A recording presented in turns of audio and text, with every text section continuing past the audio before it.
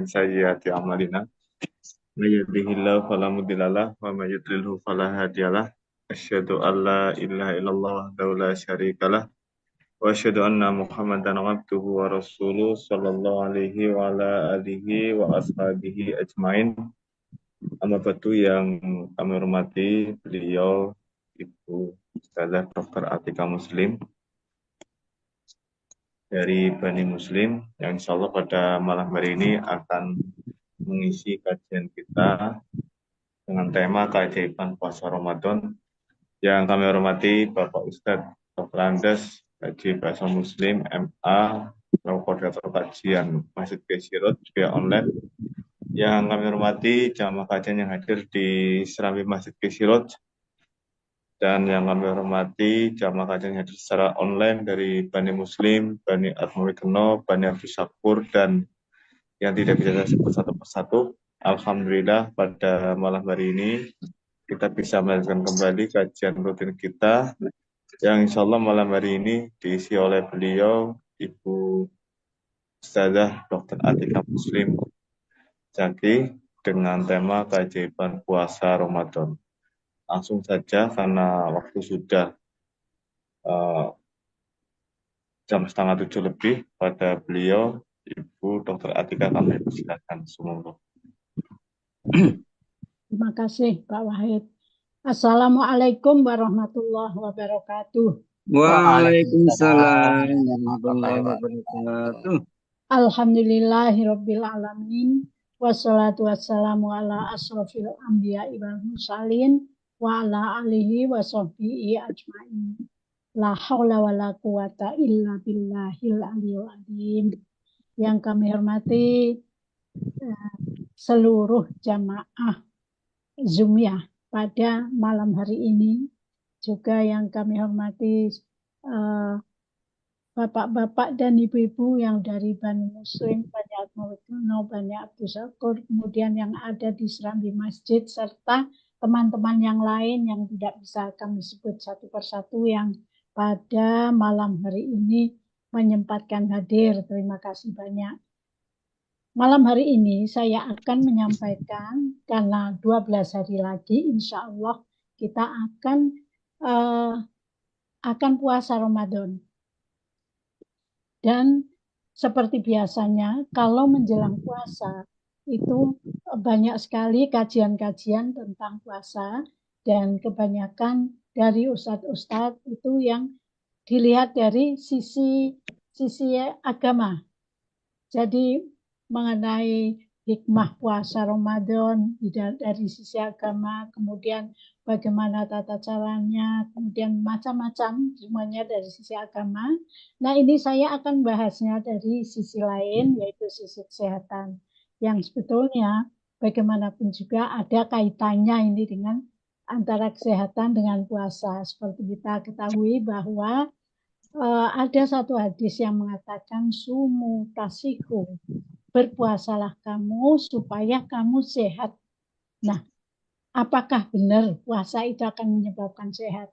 Karena menjelang puasa ini bagi orang yang ragu-ragu atau ada sakit malahan kambuh mahnya, kemudian was-was dengan penyakitnya, apa saya bisa puasa atau tidak, dan sebagainya. Banyak sekali yang begitu, dan ini malam hari ini akan kita bahas suatu keajaiban puasa Ramadan. Nah, kenapa puasa Ramadan? Karena memang puasa Ramadan itu berbeda dengan puasa-puasa yang lain. Puasa yang dianjurkan oleh dokter atau dokter-dokter barat itu juga menganjurkan ada puasa, tapi puasa mereka itu adalah puasa semacam diet. Juga dari saudara kita dari sebelah sana ada yang namanya puasa, tapi puasanya itu juga berbeda dengan puasa kita. Puasa mereka ada yang dari jam 6 sore sampai 6 pagi, kemudian ada yang puasa tidak makan ini itu sesuatu yang dia senangi dan sebagainya. Tetapi puasa Ramadan itu memang berbeda. Jadi merupakan suatu kewajiban bagi orang Islam. Ini terkenal sekali. Paling banyak dibaca ayat ini pada saat bulan Ramadan oleh para dai. bagi para mubalik. A'udzubillahi minasyaitonirrajim. Bismillahirrahmanirrahim. Ya ayyuhalladzina amanu kutiba alaikumusyamu kama kutiba alal ladzina min qablikum la'allakum tattaqun. Hai orang-orang yang beriman, diwajibkan atas kamu berpuasa sebagaimana diwajibkan atas orang-orang sebelum kamu agar kamu bertakwa. Jadi memang puasa ini tidak hanya kewajiban bagi umat Nabi Muhammad, tetapi sebelumnya mereka itu juga sudah diwajibkan puasa. Tapi puasanya memang berbeda antara puasa yang diajarkan dalam Islam dan puasa-puasa yang lain. Lanjut.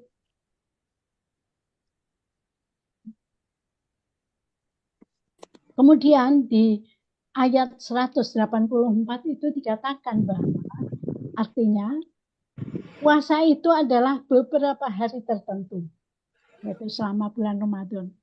Maka barang siapa di antara kamu yang sakit atau dalam perjalanan lalu tidak berpuasa, maka wajib mengganti sebanyak hari yang dia tinggalkan itu pada hari-hari yang lain.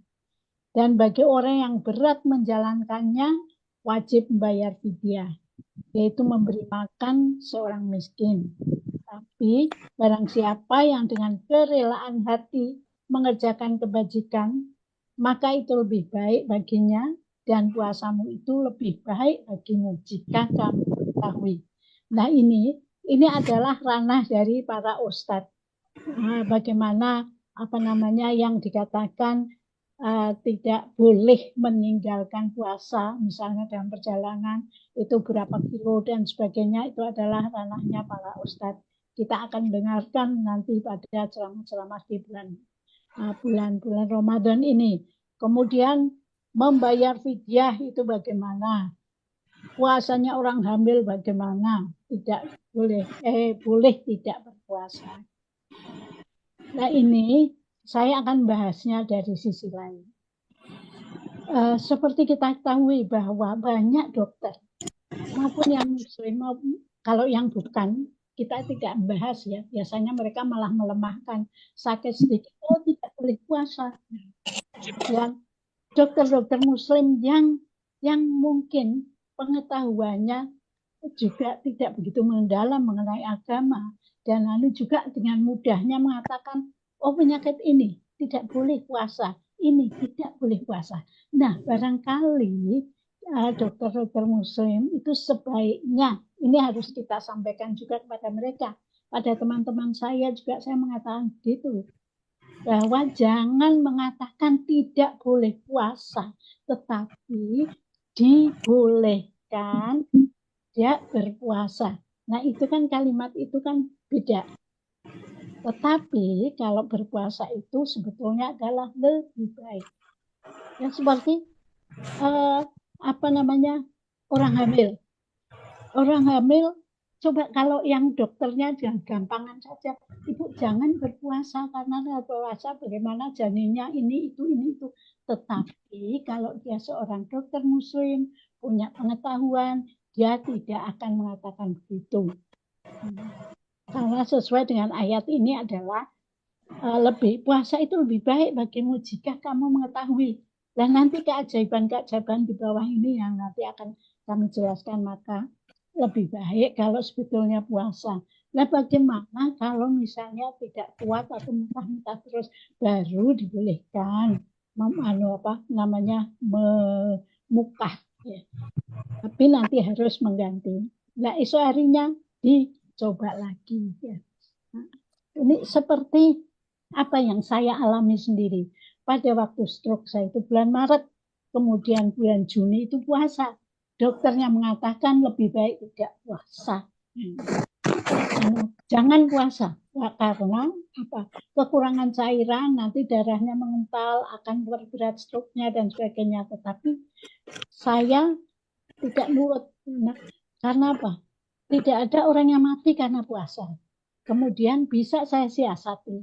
Karena puasa itu lebih baik, maka saya tetap puasa. Puasanya seperti puasa Daud. Sehari puasa, hari yang lain tidak. saya cukupi kebutuhan cairannya, minum dan sebagainya, itu pada hari saya tidak puasa, hari lain puasa lagi. Nyatanya apa?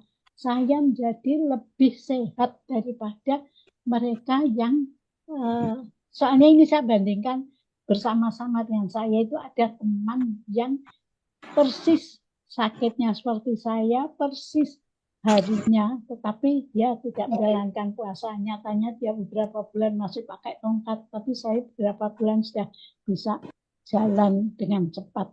Nah, itulah keajaiban, salah satu keajaiban dari puasa. Kalau kita menjalaninya dengan ikhlas, dengan rela. Karena bagaimana Allah itu mengatakan, puasa itu untukku. Nah, itu. Jadi kita jangan sampai merampas hak Allah. Dumes dokter seenaknya saja mengatakan tidak boleh puasa. Nah, itu kan namanya merampas haknya Allah. Tetapi dibolehkan tidak puasa pada keadaan begini-begini. Nah, kalau mau tetap puasa bagaimana? Harus begini. Jadi memang beragama itu harus punya ilmu. Dan jadi dokter atau jadi yanu itu harus juga punya ilmu. Ustadz itu juga harus punya ilmu. Jadi jangan sembarangan merampas haknya Allah. Oh, tidak usah puasa, tidak boleh puasa dan sebagainya. Jangan. Lanjut. Nah, mengapa mesti berpuasa? Itu saya katakan tadi. Di dalam hadis riwayat Imam Bukhari disebutkan, orang berpuasa itu meninggalkan makan, minum, syahwat karena taat pada perintah Allah. Allah mengatakan puasa itu untukku dan aku akan memberikan balasannya. Sedangkan satu kebaikan itu dibalas dengan 10 kali lipat gandanya. Nah, itu ya. Jadi berpuasalah, karena puasa itu betul-betul untuk Allah. Dan kita bisa saja membohongin orang bahwa siang-siang misalnya kita minum atau makan di luar, tapi sampai di rumah pura-pura lemes, ini bisa. Tetapi Allah tidak bisa dibohongi. Lanjut. Next. Pengertian puasa Ramadan dan puasa lainnya. Yang ini saya katakan bahwa puasa Ramadan itu adalah yang merupakan kewajiban yang pertama. Kemudian harus niat karena Allah. Kemudian ikhlas. Kemudian usianya sudah cukup, umur balik. Nah, selain itu, di dalam puasa Ramadan itu juga ada kewajiban-kewajiban untuk menjalankan ibadah-ibadah lain. Jadi menambah amal ibadah pada saat itu. Sehingga dengan kita menambah amal ibadah kita dengan membaca Al-Quran dan sebagainya, itu akan menambah keimanan kita dan menyebabkan tenang dan tentram pada jiwa kita. Untuk puasa yang bukan Ramadan, yang biasanya menjadi penelitian dari orang-orang Barat dan sebagainya, mereka itu diet.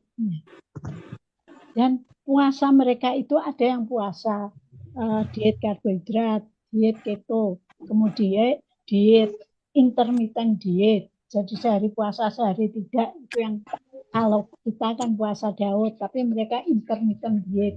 Jadi hari ini puasanya menahan lapar, tapi tidak menahan yang lain-lain, tidak juga dia mengamalkan amalan-amalan agama yang lain seperti memperbanyak ibadah, membaca Al-Quran dan sebagainya. Itu tidak bagi mereka. Jadi memang berbeda puasa Ramadan dengan puasa yang lain. Maka ada keajaiban-keajaiban di situ atau hikmah.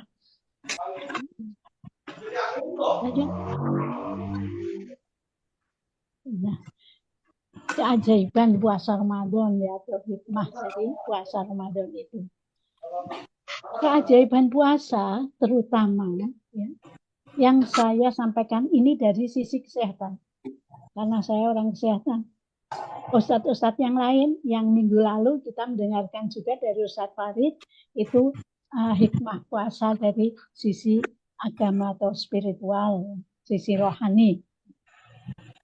Itu banyak sudah diteliti oleh pakar-pakar kesehatan bahwa banyak sekali manfaatnya dari sisi kesehatan jasmani maupun rohani dan mental kejiwaan.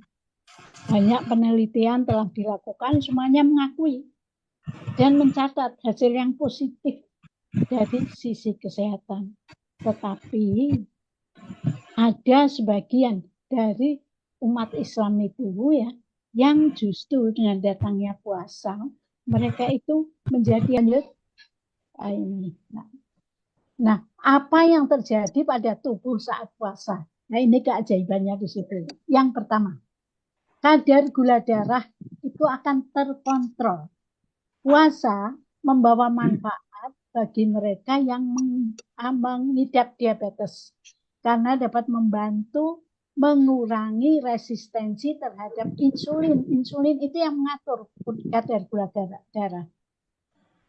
Jadi insulin itu mengontrol kadar gula darah dalam tubuh dengan membawa gula menuju sel tubuh dan menjadikannya sebagai sumber energi. Nah, beberapa studi menyebutkan kalau berpuasa dapat membantu mengontrol kadar gula darah agar tetap stabil. Sehingga puasa ini akan sangat bermanfaat bagi penderita diabetes. Jadi akan lebih mempercepat normalnya kadar gula darah dalam tubuh. Manfaat yang kedua adalah mengurangi kolesterol tubuh. Manfaat puasa itu dapat dirasakan pada kadar kolesterol tubuh. Pasalnya, puasa itu mampu mengurangi kolesterol jahat atau LDL, low density lipoproteins, berdasarkan studi yang dipublikasikan oleh jurnal obesity, yaitu jurnal yang mengenai orang-orang gemuk ya, kegemukan. Jadi dikatakan kalau puasa selama 8 minggu dapat menurunkan kadar kolesterol hingga 25%. Dan kadar gliserid hingga 32%. Jadi kalau puasa 1 bulan ya seperempatnya ya 25% dan 32% itu. Tetapi kadang-kadang kita itu orang puasa itu justru tidak sesuai dengan ini. Kenapa? Karena begitu buka puasa bukan buah dulu atau kurma dulu, tapi malah gorengan dan sirup gitu ya. Jadi kolesterol tidak turun, gula darah juga tidak turun karena tidak sesuai. Coba kalau sesuai dengan perintah Rasulullah, minum air putih kemudian kurma, air putih hangat kemudian kurma, itu nanti akan terasa sekali efeknya. Kemudian yang ketiga itu manfaatnya adalah mengurangi lemak tubuh dan menurunkan berat badan. Jika kita sedang berusaha mengurangi lemak karena alasan kesehatan, itu puasa dapat membantu meredakan asupan kalori Anda dan mendorong tubuh untuk membakar lemak yang berlebihan. Banyak orang yang sedang diet memilih jalan pintas dengan berpuasa, tapi puasanya itu adalah puasa yang berlebihan sehingga bisa menurunkan berat badan secara singkat. Nah, di sini karena puasa itu dapat membakar lemak, maka pada penderita pelemakan hati, jadi hatinya itu diselimuti atau banyak lemak, maka terapi selain obat, maka yang sangat dianjurkan adalah dengan puasa. Kemudian keajaiban yang keempat itu adalah puasa akan menurunkan tekanan darah. Nah, ini yang punya darah tinggi itu di samping minum obat ya berpuasalah. Nanti akan mengurangi konsumsi dari obat-obatan penurun tekanan. Karena apa? karena kurangnya cairan dan asupan makanan pada saat puasa, itu akan menyebabkan dehidrasi ringan. Dehidrasi ringan ini atau kekurangan cairan yang ringan itu akan mengakibatkan turunnya tekanan darah. Nah, bagaimana dengan orang yang memang darah rendah?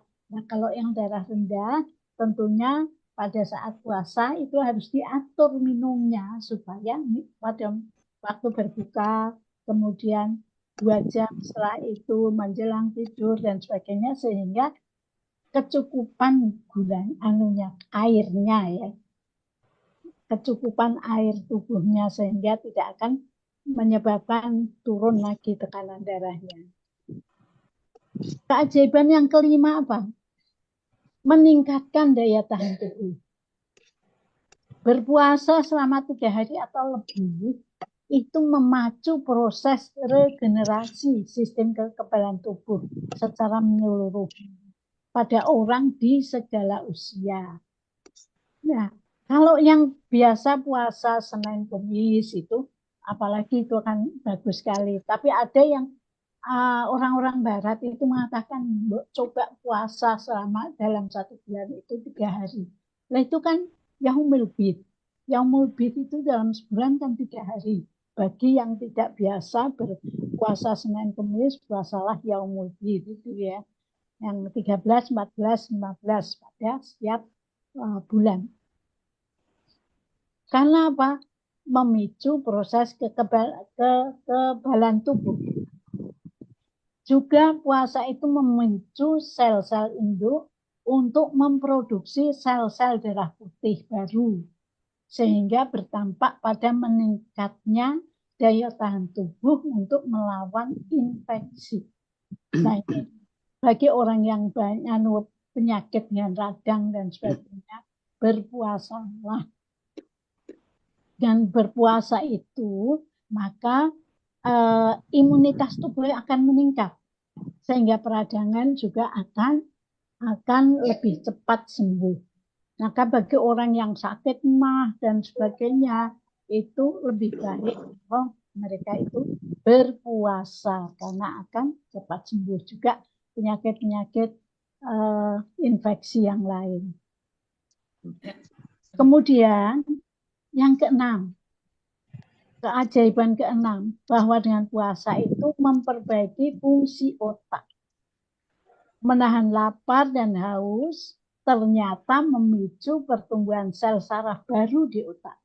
Itu sebabnya bisa membantu memperbaiki fungsi otak, termasuk melindungi otak dari risiko penyakit Alzheimer, Parkinson, kemudian apa yang saya jelaskan pada waktu yang lalu itu, yaitu kepikunan ya.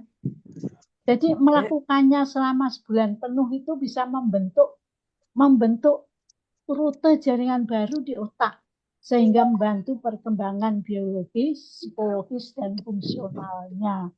Jadi jangan takut puasa, karena dengan puasa itu maka kita akan menjadi lebih cerdas. Coba bagi mahasiswa-mahasiswa atau yang sedang belajar ataupun yang sedang menghafal Al-Quran, dengan puasa itu akan jadi lebih cerdas. Karena apa? Karena otak itu membentuk jaringan-jaringan baru dengan pertumbuhan sel saraf otak yang baru karena lapar. Kita ketahui bahwa setiap hari itu adalah jutaan sel-sel dari otak itu yang rusak. Itu secara alamiah. Kalau dengan puasa nanti akan lebih cepat penggantian sel-sel sarafnya. Kemudian keajaiban yang ketujuh, menjaga kesehatan kulit dan mencegah jerawat. Nah ini penting ini bagi remaja-remaja, bagi yang biasa masih banyak sekali penyakit nyeri kulit atau jerawat. Itu karena apa? Itu karena puasa itu meningkatkan regenerasi dari sel-sel kulit atau pertumbuhan dari sel-sel kulit, sehingga orang yang berpuasa secara rutin akan kelihatan lebih muda dari usianya. Coba perhatikan orang-orang yang sering berpuasa, apalagi puasa Daud, maka itu akan kelihatan wajahnya itu lebih muda dari usia yang sesungguhnya. Saya sudah melihat itu beberapa orang yang puasa Daud. Contohnya Pak Amin Rais itu ya. Itu puasa Daud. Itu kan lebih mudah wajahnya dibandingkan dengan usia orang yang seusia dengan beliau. Ini Pak Desol itu juga sering puasa ya. Puasa Senin Kamis. Itu wajahnya kan lebih muda dari usia yang sesungguhnya dibandingkan dengan yang tidak biasa berpuasa kan kelihatan peot banget gitu ya. Jadi proses ini sejak badan tidak cukup energi untuk membuang sisa hasil proses pencernaan, dengan puasa fungsi hati dan ginjal menjadi lebih baik. Fungsi hati dan ginjal itu membuang racun, sehingga termasuk juga ya, zat-zat yang menyebabkan jerawat di muka. Zat-zat yang menyebabkan jerawat di muka itu apa? Lemak. Biasanya ya lemak-lemak, apakah itu dari gorengan atau dari kacang-kacangan. Itu dengan puasa, itu hati dan ginjal itu akan membantu menyerap dan membuang. Kemudian yang keajaiban ke-8 dari puasa itu adalah meningkatkan rasa bahagia. Jadi puasa merupakan ajang mengendalikan diri, termasuk pikirannya, perasaannya, dan perilaku negatif. Memang awal-awal puasa itu terasa berat karena tubuh minggu-minggu pertama ya, karena tubuh itu sedang beradaptasi dengan kebiasaan. Biasanya makan siang jadi tidak, biasanya ngemil jadi tidak. Tapi setelah itu hari ke-8 itu sudah biasa lagi. Beberapa hari setelah puasa itu tubuh akan memproduksi lebih banyak endorfin. Endorfin itu hormon yang berperan mengurangi rasa sakit, memicu perasaan tenang, senang, tenang, dan bahagia. Itu hormon endorfin akan terpacu pada saat orang berpuasa. Kemudian keajaiban yang ke-9 ya, meningkatkan hormon pertumbuhan manusia. Nah ini ada kaitannya ya dengan ibu-ibu hamil itu tadi. Puasa bisa merangsang peningkatan hormon pertumbuhan manusia. Ini karena hormon tersebut sangat efektif mengatur metabolisme, membangun massa otot, membakar lemak, meningkatkan kekuatan otot, dan menurunkan berat badan tanpa kehilangan otot. Nah, karena hormon ini, hormon pertumbuhan manusia itu terangsang pada saat puasa, itu maka orang-orang yang hamil muda dan sebagainya yang takut nanti terjadi kurang gizi, jadi apa dengan janinnya, tidak. Karena Allah mengatakan puasa itu lebih baik. Nah ini ternyata begitu ya. Karena dengan puasa itu sebetulnya meningkatkan hormon pertumbuhan manusia. Nah dene kalau misalnya terlalu berat dan muntah-muntah terus, ya boleh diperbolehkan tidak puasa, tetapi nanti menggantinya itu juga berat loh. Karena apa? Setelah itu kan menetein. Padahal ini kalau dilawan itu bisa. Karena biasanya cuma malas melawan. Kalau dilawan dengan insya Allah yang sungguh-sungguh, puasa pada wanita hamil itu lebih tidak ada efeknya apa-apa tuh, janin malah lebih bagus. Yang ke-10, menyehatkan jantung. Orang yang berpuasa secara teratur memiliki risiko penyakit jantung lebih rendah. Ini karena puasa secara teratur membuat tubuh beradaptasi sehingga lemak akan dijadikan sebagai sumber energi utama bagi tubuh. Dampaknya kolesterol di dalam tubuh berkurang, ini akan mengurangi risiko penyakit jantung. Nah, bagaimana dengan orang yang sudah penyakit jantung? Apakah berpuasa Ya. Kalau penyakit jantungnya itu parah, ya, diperbolehkan tidak puasa tetapi mengganti. Tetapi sebetulnya dengan penyakit jantung yang ringan atau yang menuju ke arah jantung dengan berpuasa itu akan jauh lebih bagus. Jadi jangan takut untuk berpuasa. Bagaimana dengan minum obat? Kan harus minum obat. Minum obatnya dibalik. Ya. Kalau biasanya pagi, siang, malam itu malam. Setelah berbuka puasa malam dan sahur. Jadi tidak ada masalah. Nah, bagaimana dengan orang yang penyakit ginjal kemudian harus di hemodialisa itu, ya. Nah, itu diperbolehkan tidak puasa karena memang asupan airnya itu juga sangat diatur. Tidak boleh lebih dari 2 gelas dan sebagainya, ya. Jadi diperbolehkan tidak puasa itu termasuk penyakit yang berat.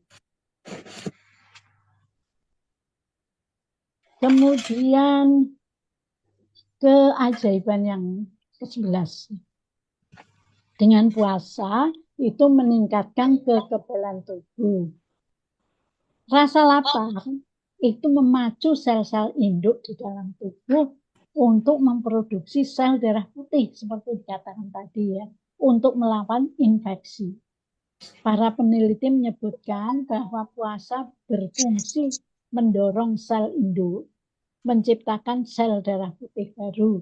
Sel darah putih itu leukosit, ya, untuk kekebalan tubuh. Jadi penciptaan sel darah putih baru inilah yang menjadi dasar regenerasi seluruh sistem kekebalan tubuh. Jadi mereka yang sakit-sakitan berpuasalah.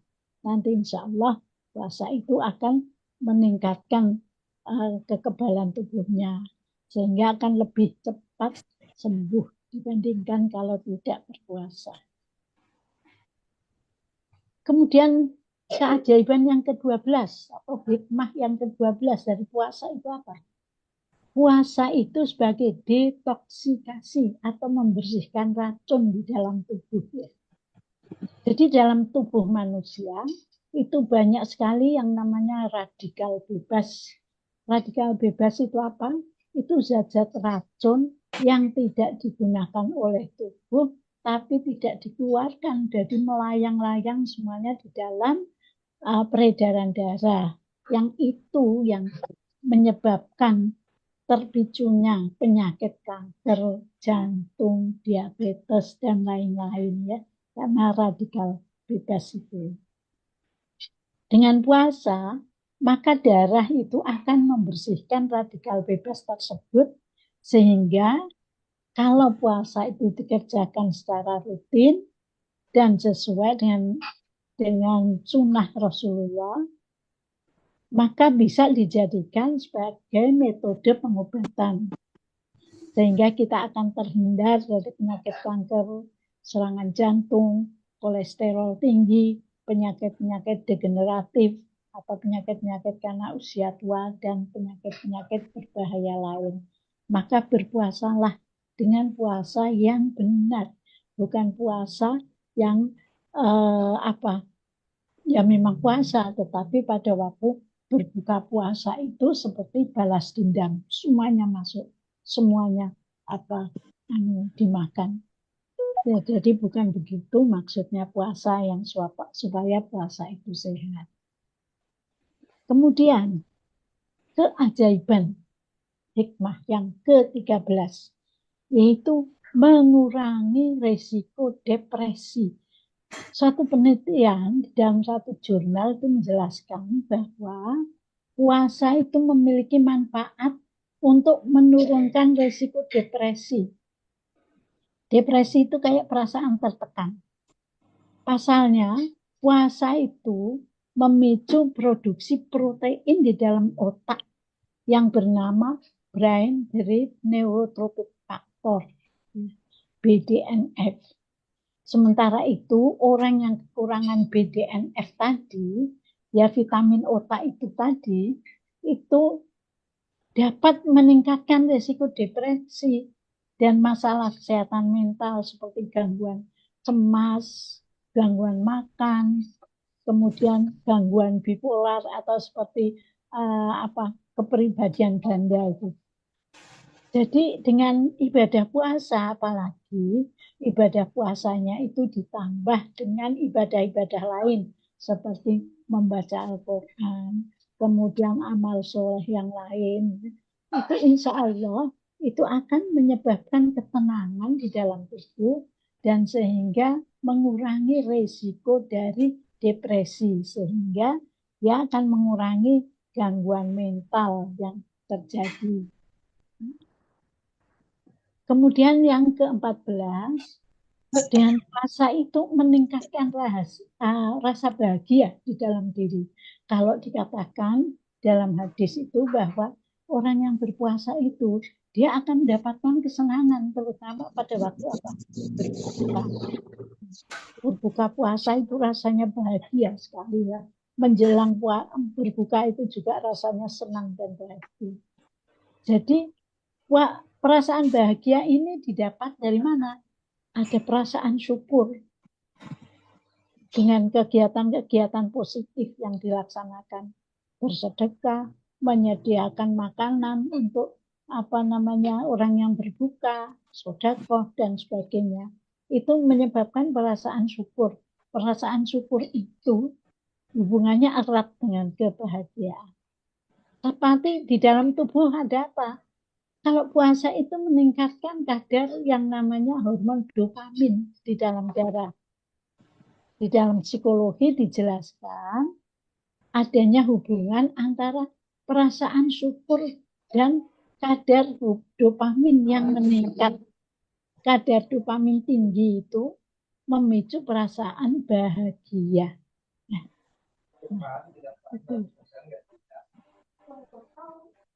Kemudian yang ke-15. Keajaiban yang ke-15. Puasa itu akan menyembuhkan sakit mah, tukak lambung. Nah, penyakit mah itu apa sih? Gastritis. Gastritis itu apa? Radang pada pencernaan atau radang pada lambung. Sebuah peradangan di dalam kulit atau di dalam tubuh ya, kalau terlalu banyak digerakkan, itu nggak sembuh-sembuh lukanya. Tapi kalau misalnya ini radangnya di dalam lambung, di dalam lambung itu dengan puasa diberi istirahat, maka ada waktu untuk penyembuhan dari peradangan tersebut karena lambungnya tidak digunakan selama 14 jam. Jadi orang yang merasa bahwa dirinya mah dan cemas, nanti kalau saya puasa tambah parah dan sebagainya, itu jangan punya perasaan gitu. Karena dia nggak tahu ilmunya bahwa dengan peradangan itu, kalau radang itu didiamkan, tidak digerakkan, maka akan mempunyai waktu untuk penyembuhan. Nah, contohnya saja, misalnya kita punya peradangan di sikut. Sikut itu kan untuk gerak ke sana kemari ya. Nah, dibandingkan dengan peradangan yang ada di tengah-tengah tangan yang tidak ada geraknya, sembuhnya lebih cepat mana? Tentunya lebih cepat yang tidak bergerak, tidak gerak-gerak, ya. Istirahat dari pergerakan. Jadi kalau di siku atau di lutut itu kan lama penyembuhannya. Sama seperti peradangan di dalam lambung. Lambung diberi istirahat, maka akan lebih cepat sembuhnya. Nah, kenapa orang sakit mah? Itu tidak hanya karena peradangan asam lambungnya meninggi itu yang menyebabkan meradang ya, memakan dinding itunya sendiri. Kenapa meninggi? Karena stres. Kenapa stres? Karena banyak pikiran. Nah, berpuasalah, maka dengan berpuasa itu akan menjadi lebih tenang dan asam lambung itu akan menurun. Kemudian keajaiban yang ke-16, itu meningkatkan, puasa itu meningkatkan kemampuan memori dan konsentrasi. Siapa yang pernah sekolah, siapa yang pernah jadi mahasiswa, siapa yang coba dengan puasa itu dirasakan bagaimana? Itu pikiran kita menjadi lebih tenang, kita menjadi lebih mudah konsentrasi. Itu karena apa? Tidak terganggu oleh ini, kan tidak terganggu oleh nanti makan apa, sebentar-sebentar ngemil karena. Nah, itu karena istirahat dari itu, maka biasanya konsentrasi itu akan lebih baik. Sehingga mereka yang mahasiswa yang menghadapi ujian atau puasalah, maka insya Allah itu selain mendekatkan diri pada Allah, itu juga akan menambah konsentrasi. Ya. Kemudian juga dengan puasa itu melatih ketenangan batin.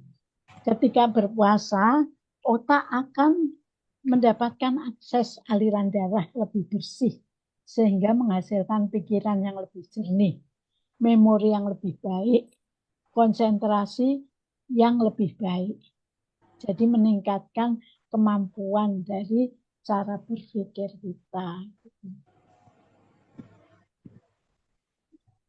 Kemudian jadi ini kesimpulannya tadi ya, dengan puasa yang baik, yang sesuai dengan syariat Islam, di mana selain berpuasa dengan niat hanya karena Allah semata, disertai dengan meningkatkan ibadah-ibadah lain kepada Allah, seperti banyak membaca Al-Quran, sedekah, qiyamul lail, tarawih, tahajud, serta melaksanakan puasa sesuai tuntunan, yaitu mengakhirkan sahur dan berbuka dengan makanan yang tidak berlebihan. Dengan makanan manis itu, manisnya itu kurma ya, madu. Nanti mesti ada yang tanya, "Nah, saya gulanya tinggi kok suruh makan kurma atau madu?" Abaikan. Tadi kan dikatakan bahwa dengan puasa itu kadar gula itu akan lebih stabil. Jadi bagi orang-orang itu ada saja yang mendebat Allah dengan macam-macam ketakutan. Yang takut mah, yang takut ini, yang takut gulanya jadi tinggi. Tidak. Dengan puasa semuanya itu akan hilang menjadi lebih sehat. Kemudian dengan puasa itu, dengan melaksanakan yang tadi dikatakan, itu akan meningkatkan takwa kita. Jadi puasa itu juga punya efek terhadap kesehatan mental dan kesehatan yang lebih baik. Nah itulah ya apa yang bisa kami sampaikan dengan keajaiban puasa atau hikmah-hikmah puasa dari sisi kesehatan. Sebetulnya masih banyak yang lain lagi ya.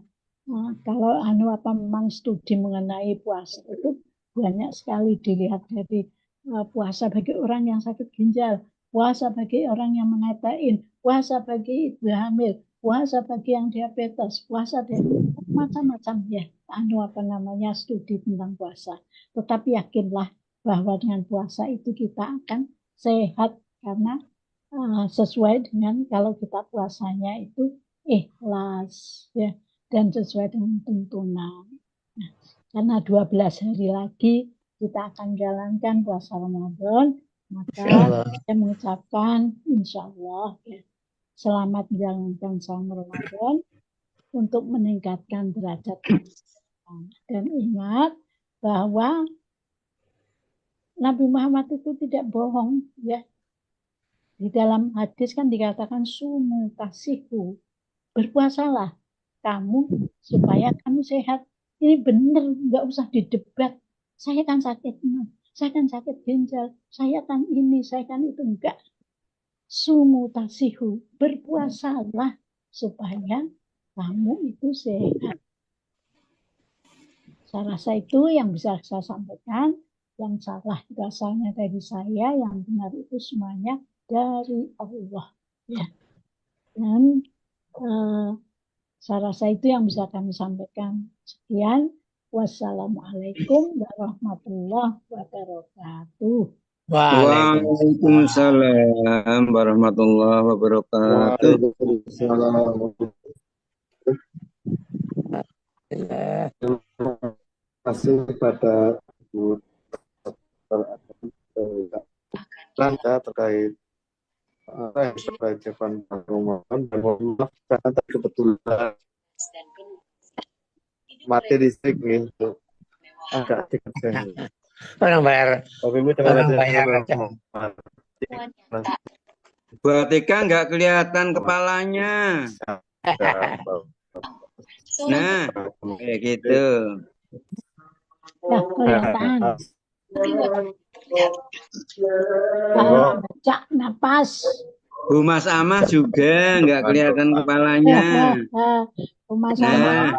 Ini teman saya nih, sahabat saya nih, Bu Mas Amah. Terima kasih sudah hadir, Bu Mas Amah dan Bu Ria. Sebelahnya ada ini Bu Ria. Moga Pak Ustadz Faisal untuk menutup dengan doa.